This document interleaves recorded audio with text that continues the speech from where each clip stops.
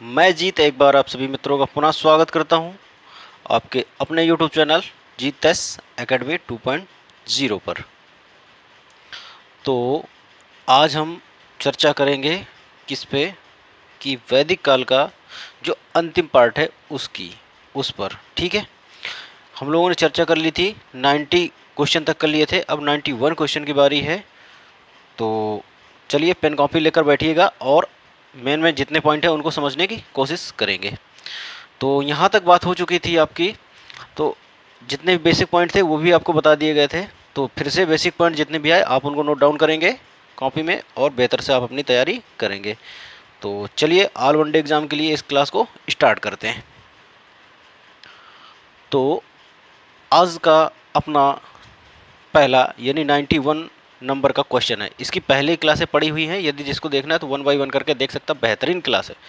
ठीक है, एक भी किसी भी क्लास में भागा नहीं गया है, 1 बाई 1 करके कवर किया गया है संतुष्टि के साथ में। ठीक है, तो अब बात करते हैं अपने क्वेश्चन की। क्वेश्चन हमारा कहता है कि सुमेलित करना है हमको। बहुत ही अच्छा क्वेश्चन है। ऐसे क्वेश्चन वैदिक काल में जो था तो उसमें समझते हैं कि वैदिक काल में सुमेलित करने की बात कर रहा है। तो वैदिक काल में ए कह रहा है कि गंधर्व विवाह किसे कहते हैं, गंधर्व विवाह किसे कहते हैं, और बी कहता है कि असुर विवाह किसे कहते हैं, और सी कहता है राक्षस विवाह किसे कहते हैं, और डी कहता है पैशाच विवाह किसे कहते हैं। तो गंधर्व विवाह का मतलब होता है कि लड़का लड़की राजी तो क्या करेगा काजी। ठीक वही हाल है कि यानी लड़का लड़की राजी तो प्रेम विवाह। ठीक है, आपस में कोर्ट मैरिज वगैरह ये सब कैसे, लव मैरिज जिसे कहते हैं आप लोग। ठीक है, अब बात करें यहाँ पे असुर विवाह क्या होता है। तो असुर विवाह को समझने की कोशिश करिएगा। असुर विवाह वह कहलाता है जब कोई भी व्यक्ति लड़की को खरीदता है फिर उससे शादी करता है। ठीक है, ये क्या कहलाता है, असुर विवाह कहलाता है। ठीक, और यहीं पे यदि बात करें राक्षस विवाह क्या कहलाता है, तो राक्षस विवाह वह विवाह कहलाता है जो कन्या का या लड़की का क्या करे, अपहरण करे। तुमने देखा होगा आजकल किडनैपिंग बहुत सारी होती है, फिर लड़कियों को बेच दिया जाता है, या फिर उनकी कहीं ना कहीं बेचने पर उनका क्या होता है, किसी न किसी से शादी करवा दी जाती है, या फिर उनका अपहरण और किसी कार्य के लिए हो जाता है। ठीक है, और यदि बात करें पैशाच विवाह क्या है, माना कि लड़की को, जैसे कि कोई भी लड़की है उसको क्या ड्रग दे दिया गया या नशीला पदार्थ कोई भी दे दिया गया। ठीक, नशीला पदार्थ देने से वो क्या हो गया, उसका मानसिक स्वास्थ्य अपूर्ण रूप से मतलब पूर्ण रूप से खो गया। ठीक है, यानी वो लड़की क्या हो गई, गुमराह हो गई, फिर उसके साथ में विवाह करना, ये क्या कहलाता है, पैशाच विवाह। ठीक, तो उम्मीद करता हूँ इतने सब समझ में आ गए होंगे। यदि क्लास अच्छी लगे तो लाइक शेयर करते चलिए मेरे दोस्त। तो अब मैचिंग करते हैं, इसका क्या सीन है इनमें कि गंधर्व विवाह मैंने बताया प्रेम विवाह, तो 1 का ए हो जाएगा। ओके, और यदि बात करें हम यहाँ पे असुर विवाह क्या है, तो कन्या को खरीद कर, यानी ऑप्शन नंबर 20 का 2 हो जाएगा। और राक्षस विवाह की बात करें तो कन्या का अपहरण की बात करता है, अपहरण की यानी सी का तीसरा हो जाएगा, और डी पैशाच विवाह की बात करता है, यानी जैसी बात है इसका ऑप्शन नंबर चौथा सही होगा। तो इसमें देखते हैं कौन सा आपका विकल्प सही है कि यानी ए बी सी डी यानी 1 2 3 4 बोले तो विकल्प नंबर आपका ए इज राइट। इतनी बात समझ में आ गई। अब बढ़ते हैं हम नेक्स्ट क्वेश्चन की तरफ।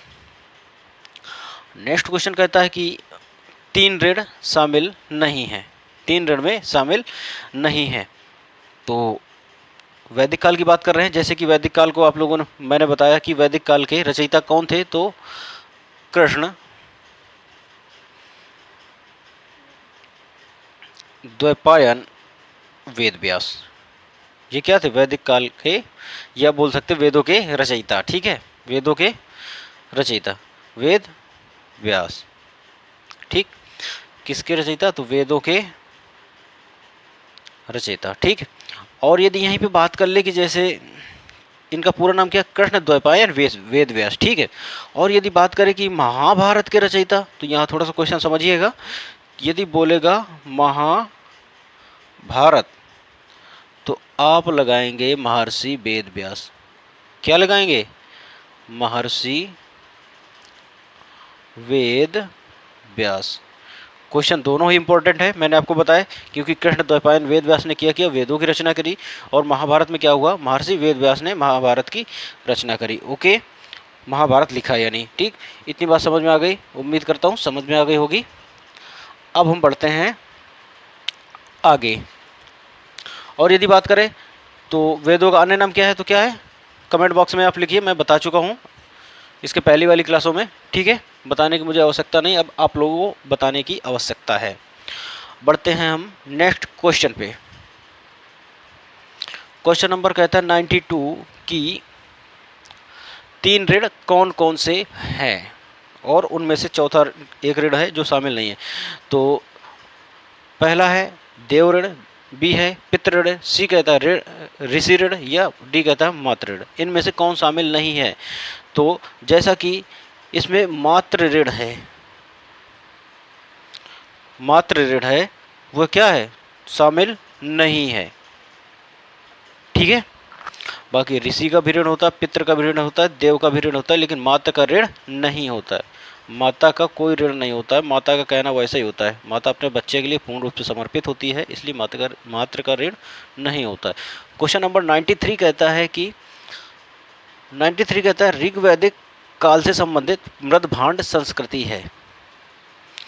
तो मैंने ये कल का क्वेश्चन है, कल भी रिपीट हुआ था, तो मैंने आपको बताया था इसमें कौन सा आपका जवाब सही हो जाएगा 93 का। तो जो गेरु वर्णी मृदभांड है, ठीक है, इनको COOCP भी कहते हैं ये संस्कृति, ठीक है, गेरु वर्णी मृदभांड या OCP संस्कृति, ठीक है। अब बात करते हैं नेक्स्ट क्वेश्चन की। नेक्स्ट क्वेश्चन कहता है हमारा कि उत्तर वैदिक काल से संबंधित मृदभांड संस्कृति है। वो तो ऋग्वैदिक काल से संबंधित थी, और ये कह रहा उत्तर वैदिक काल से, ठीक है। जब उत्तर वैदिक काल की बात करें, किसकी, उत्तर वैदिक काल की बात करें, तो वहाँ पे धूसर रंग के मृदभांड चलते थे, ठीक है। कैसे, धूसर रंग के, यानी धूसर मृदभांड, यानी ऑप्शन नंबर कौन सा सही हो जाएगा, तो बी आपका राइट हो जाएगा, ठीक है। इतनी बात समझ में आई, ये हुई मृदभांडों की बात हो गई। अब बात हम करते हैं नेक्स्ट क्वेश्चन की, जो हमारा 95 क्या कहता है,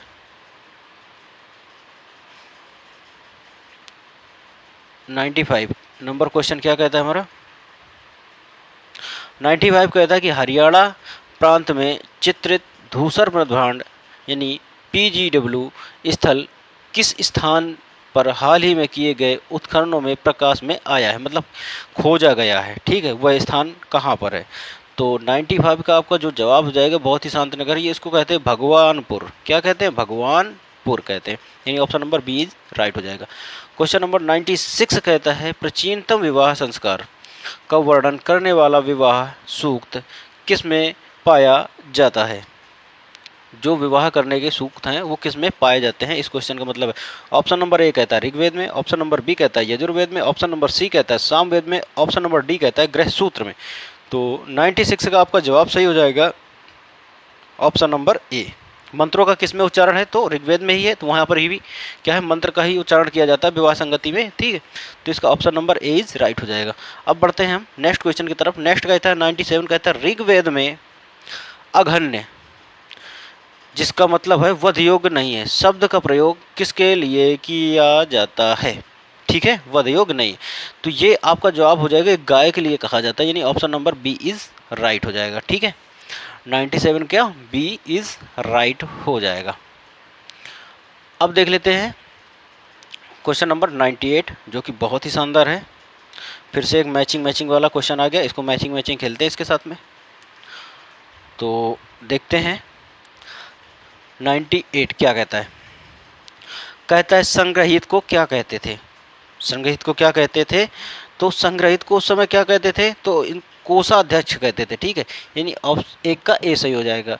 और यही भी बी कह रहा है कि भाग दूध किसे कहते थे, तो कर संग्रहण करता को कहते थे, मतलब जो कर को इकट्ठा करता था उसको क्या कहते थे, भाग दूध, ठीक है। भाग दूध या भाग दूत आएगा, ठीक है। तो अब इसमें देखिए कोई भी होगा कर इकट्ठा करेगा तो कैसे इकट्ठा करेगा, तो भाग भाग कर ही इकट्ठा करेगा, ऐसे करके आप याद कर सकते हैं, ठीक है। और संग्रहित का क्या होता है, संग्रहण करना यानी कोषाध्यक्ष, क्या संग्रहण करेगा, पैसा, ठीक है, उसको क्या कहते हैं, कोषाध्यक्ष, ठीक। अब यहाँ पे ऑप्शन नंबर सी कहता है कि छता या छत्री, तो ये क्या होता था कि जो राजा का होता था उसका संरक्षक होता था, ठीक है, छता या छत्री, ठीक है। तो सी का आपका जवाब सही हो जाएगा ऑप्शन नंबर 4, ठीक है। और अक्षवाप, जो अक्षवाप का मतलब होता था उस समय कि आप लोगों ने देखा होगा महाभारत में कि पांडव और कौरव के बीच में क्या हुआ था, गेम हुआ था पांसे का, जिसको कहते थे वो लोग पौ 12 करके खेलते थे, ठीक है। तो अक्षवाप का वही मतलब होता है जो पांसे खेलने में सहायक होता है, ठीक है, पांसे खेलने में राजा का जो सहायता प्रदान करता है उसका मतलब वही होता है, यानी डी का option number C is right हो जाएगा। यानी एक का, यानी ए का 1, ओके, ए का 1 और बी का 2, सी का 4 और डी का 3, यानी ऑप्शन नंबर ए इज कैसा हो जाएगा, राइट हो जाएगा, ठीक। अब बढ़ते हैं हम नेक्स्ट क्वेश्चन की तरफ। क्वेश्चन है 99, क्या कहता है कि ऋत, यानी ऋत का मतलब है कि प्राकृतिक संतुलन स्थापित करने के कारण किस वैदिक देवता को ऋतस्य गोप कहा जाता था। तो 99 में जो वरुण है, वरुण, उनको क्या कहा जाता था, तो प्राकृतिक संतुलन का देवता यानी ऋतस्य कहा जाता था, ओके। अब बात करते हैं हम क्वेश्चन नंबर 100, क्या कहता है, निम्नलिखित में से कौन सा मूलतः जल या समुद्र का देवता था। तो जल या समुद्र का देवता कौन था, तो मैंने आपको बताया था कि जो वरुण थे, क्या वरुण थे, तो वो आंधी के देवता थे, ठीक है। और यहाँ पे जल के देवता तो आप सभी जानते हैं इंद्र, लेकिन यहाँ पे कहता है समुद्र के देवता, समुद्र के देवता, ठीक है, तो समुद्र के देवता होंगे वरुण, ठीक है। तो ये ऑप्शन में डाउट है, आप देख लीजिएगा, वहाँ पे या तो इंद्र होगा या तो फिर वरुण होगा, इनमें से दो में से एक होगा, ठीक। और यदि समुद्र का देवता की बात करी जाए तो जैसी बात है वरुण यहाँ पे सही हो जाएगा, और यदि जल की देवता की बात करी जाए तो खास तौर पे जल के देवता में भी इंद्र सही होगा, और लेकिन यहाँ पे इंद्र होगा वर्षा का देवता, मुख्य रूप से किसका, वर्षा का देवता बोलेगा तो इंद्र होगा, लेकिन इसका ऑप्शन नंबर खास तौर पे कौन सा, सी आपके लिए राइट होगा, ठीक है। मेरी तरफ से क्या सही होगा, तो आपका सी ऑप्शन राइट हो जाएगा, ठीक। अब बढ़ते हैं नेक्स्ट क्वेश्चन की तरफ। क्वेश्चन नंबर 101 क्या कहता है, उसको जानने की कोशिश करते हैं। कहता है 3 क्रमों यानी 3 पगों में 3 लोग को माप लेने के कारण किसे उपक्रम कहा गया, ठीक है, किसे उपक्रम कहा गया। तो ये तो आप लोगों ने देखा होगा, बहुत लोगों ने, कि जो विष्णु पुराण है उसमें दिखाया जाता है, ठीक है। तो यानी इसका ऑप्शन कौन सा सही हो जाएगा, विकल्प नंबर डी सही हो जाएगा। अब थोड़ा सा कुछ समझिएगा, कुछ बताना चाह रहा हूँ कि अरण्यक, अरण्यक क्या होता है। तो आप जानते हैं कि अरण्य मीन्स क्या होता है, जंगल होता है, क्या होता है,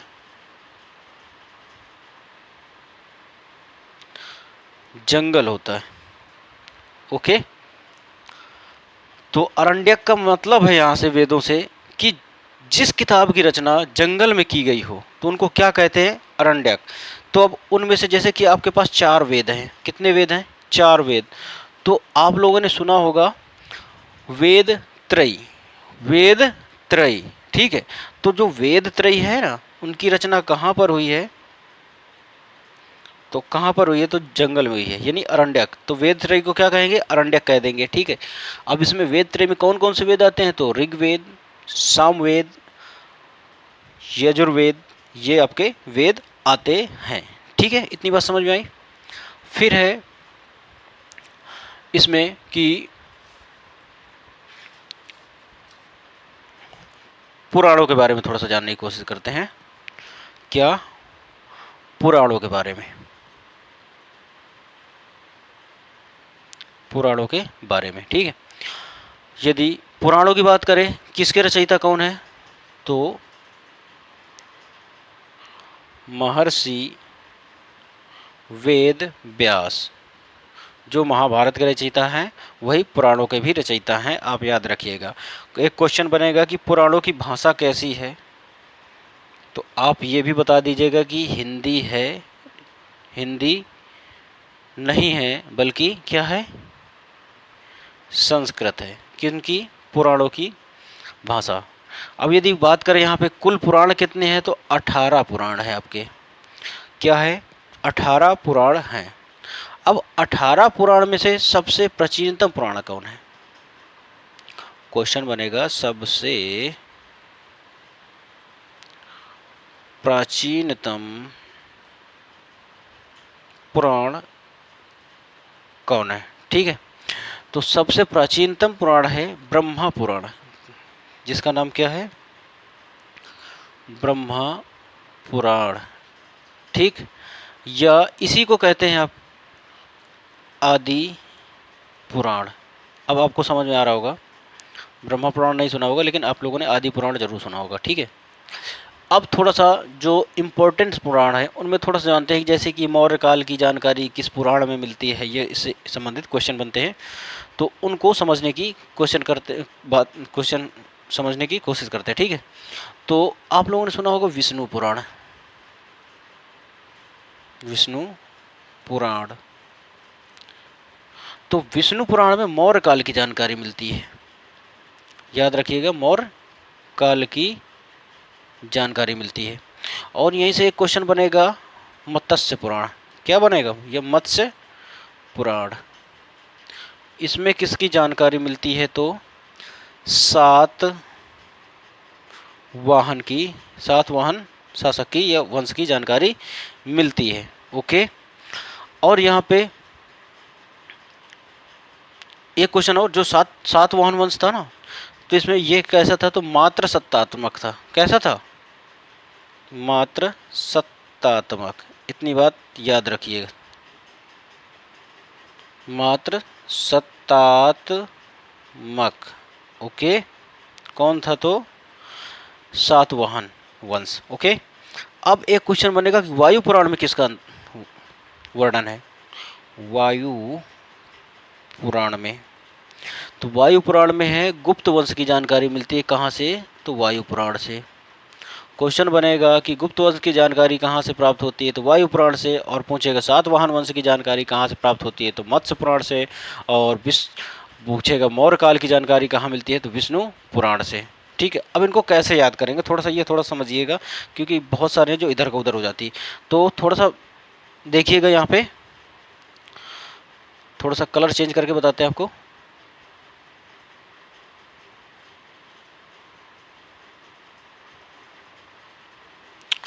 हाँ, देखिएगा यहाँ पे क्या है, आपको याद करना पड़ेगा विष्णु। क्या? विष्णु, विष्णु भगवान के सर पे क्या, मोर, मोर का पंख होता है, ठीक है। ऐसे करके आप याद रख सकते हैं। और पूछे कि मत्स्य पुराण में किसका वर्णन है, किसका, मत्स्य पुराण में, तो किसका वर्णन है, सातवाहन का, सातवाहन वंश का। तो आप ऐसे याद करिएगा, मत्स्य मीन्स क्या होता है, मछली। मछली का शिकार कितने लोग करते हैं, तो 7 लोग करते हैं, ऐसे करके याद कर लीजिएगा। मछली का शिकार कितने लोग करते हैं, तो 7 लोग, ठीक। और अब ये बचा वायु। क्या बचा? वायु। तो वायु में किसकी जानकारी मिलती है, गुप्त वंश की।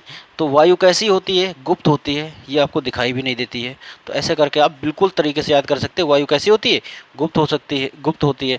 तो ऐसे करके ये तीनों पुराण और उनसे संबंधित जानकारी आपको आसानी से याद हो जाएगी विधिवत, ठीक है। तो यदि क्लास अच्छी लगे तो लाइक शेयर करते चलिएगा मेरे दोस्त, और बढ़ते हैं अब आगे नेक्स्ट क्वेश्चन की तरफ, ठीक।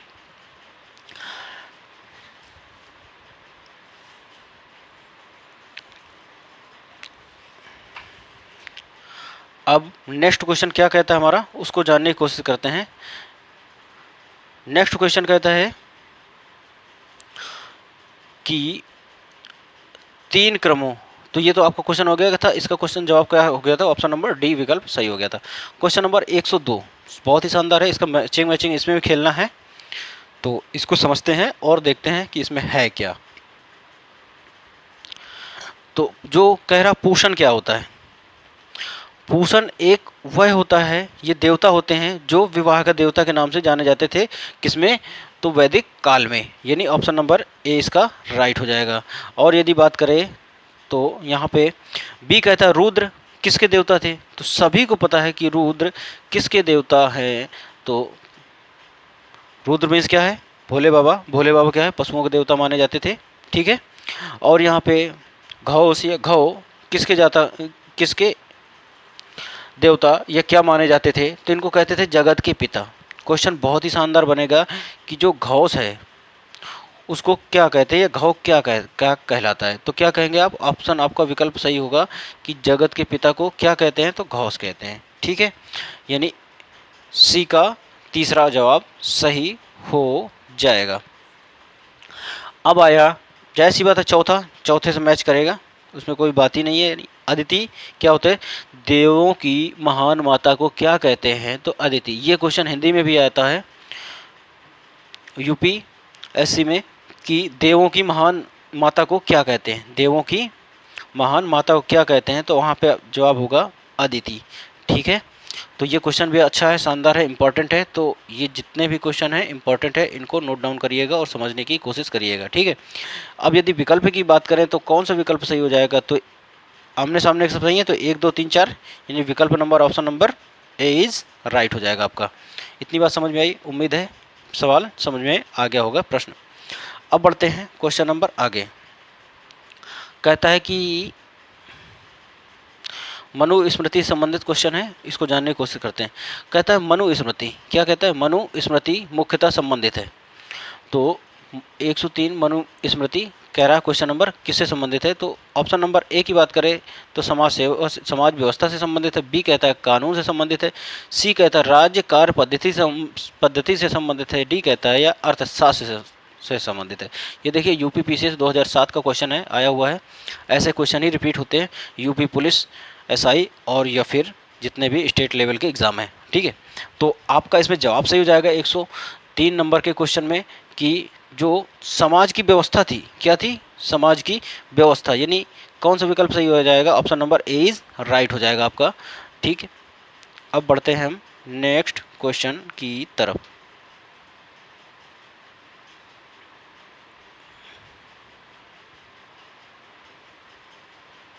नेक्स्ट क्वेश्चन क्या कहता है कि गायत्री मंत्र की रचना किसने करी, गायत्री मंत्र की रचना किसने करी, तो बहुत ही शानदार क्वेश्चन है। गायत्री मंत्र की रचना मैंने पहले ही बता दिया था कि आपको विश्वामित्र जी ने करी थी, विश्वामित्र, हाँ जो रामायण में है वही विश्वामित्र, ओके। हाँ बस थोड़ा क्लास ले ले फिर चलते हैं, ठीक। हाँ तब तक सॉल्व करो ये प्रश्न, ओके ठीक। तो अब बात करते हैं क्वेश्चन नंबर 105 यानी 105 नंबर कहता है कि अवेस्ता और ऋग्वेद में समानता है। अवेस्ता और ऋग्वेद में क्या समानता है, अवेस्ता किस क्षेत्र से संबंधित है,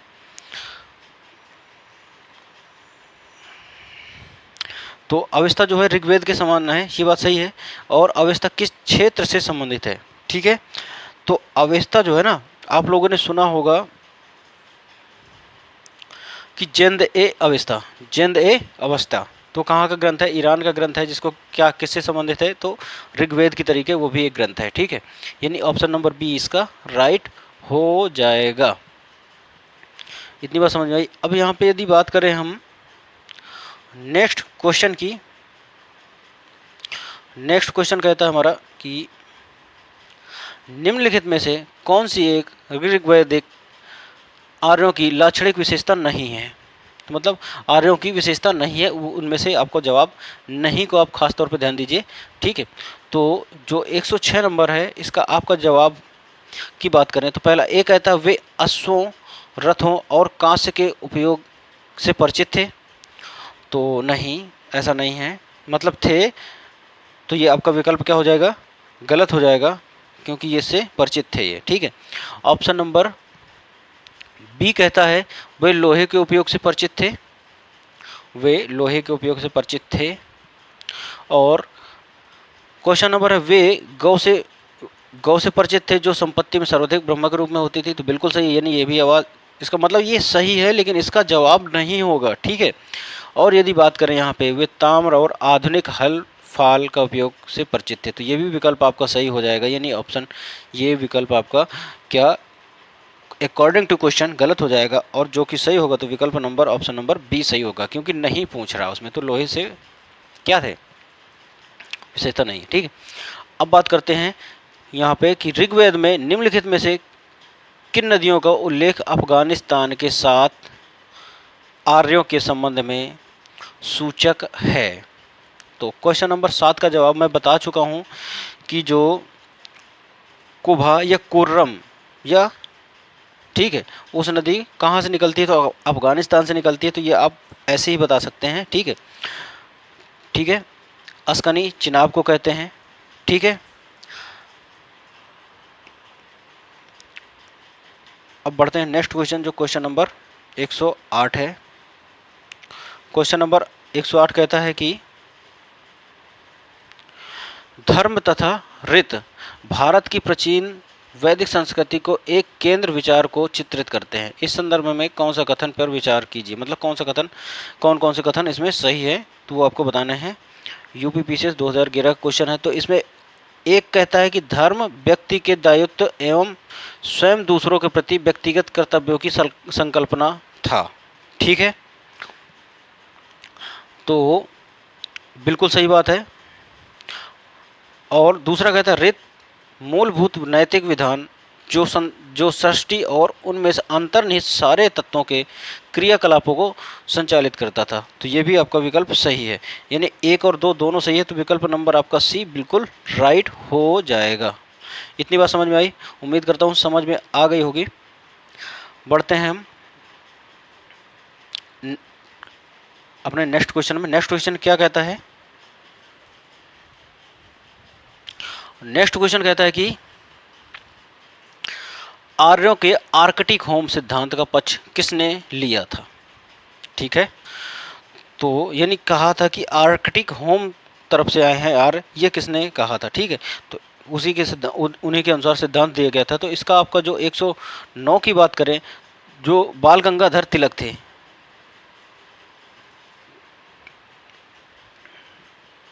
बाल गंगाधर तिलक, इनको ये समर्पित है, यानी ऑप्शन नंबर विकल्प नंबर आपका सी इज राइट हो जाएगा। अब है क्वेश्चन नंबर 110, बहुत ही शानदार क्वेश्चन है, इसको सॉल्व करते हैं। और उससे पहले कि महाभारत में श्लोक कितने हैं, महाभारत में श्लोकों की संख्या कितनी है, ये आपको कमेंट बॉक्स में बतानी है, ठीक। और थोड़ा सा बात कर लेते हैं यहाँ पे रामायण की। रामायण में कितने कांड हैं, तो 7 कांड है। बस यही आपको रामायण में बताने के लिए बचा, नहीं बाकी सब कंप्लीट हो गया रामायण। तो कौन कौन से, बाल कांड, अयोध्या कांड, 7 कांड बता दे रहा हूँ, अयोध्या कांड, फिर है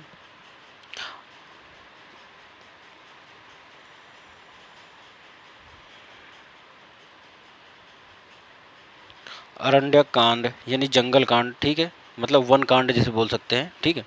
फिर है किष्किंधा कांड,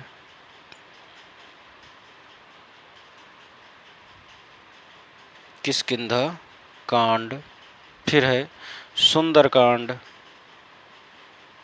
सुंदर कांड, फिर है लंका कांड, लंका कांड, ठीक है।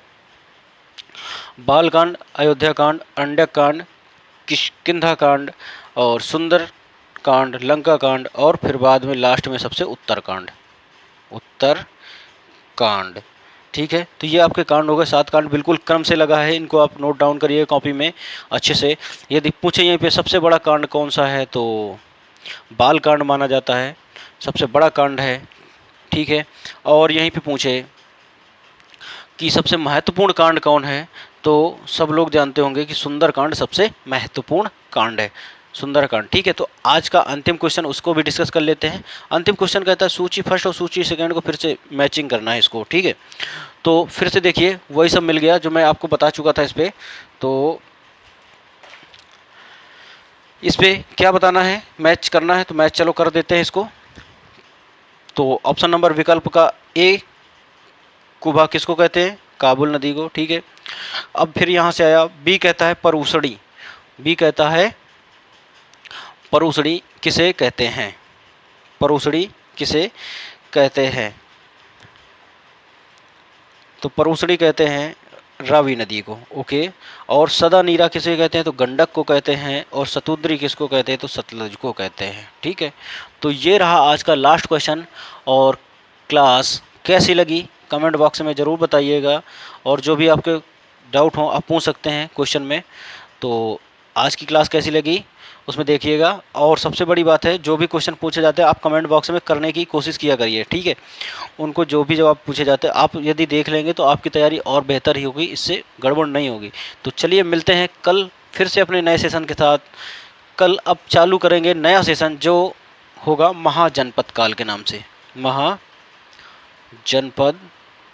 काल के नाम से उसको स्टार्ट करेंगे। तो चलिए मिलते हैं कल फिर से एक नए सेशन के साथ। तब तक के लिए सभी मित्रों को जय हिंद।